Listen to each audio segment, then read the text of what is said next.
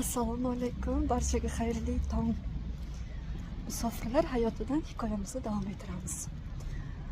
Har neki bo'lsa yaxshilikka deyman. Bu meni shiorlarimdan biri. Musofirlikning ham bir yaxshi tomonlari bor. Pluslari ya'ni.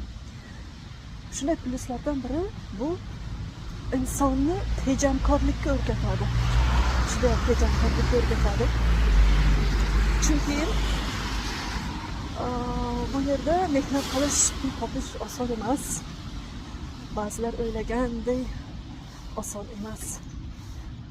Men 15 yillik musofir yurtdagi hayotimdan o'zimdan kelib chiqib aytamanki, har bir topgan tiningizgacha hisob kitobni o'rgatadi. Narxlarga qarashni, hamyoningizga qarab ishingizni qilishni, ko'rpaga qarab oyoq uzat deganday. Nima deydi? Qishni g'amini yozda yeyish kerak degan maqollarni amalini ko'rasiz bu yerda.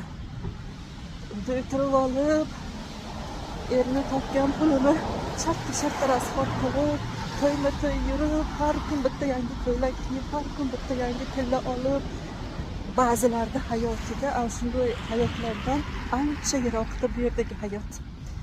Ayol kishiga ham, erkak kishiga ham tejamkorlikni o'rgatadi musofir yurt. Tejamkorlik esa musulmon insonlarning bir yaxshi xislatlardan, qoidalardan biri deb bilaman. Shunday ekan, neki bo'lsa yaxshilikka tejamkorlik ham bir yaxshi xislat deb bilaman. Shunday ekan, barchani topganiga baraka bersin. Hikoyamizni davom ettiramiz. Salomat bo'linglar.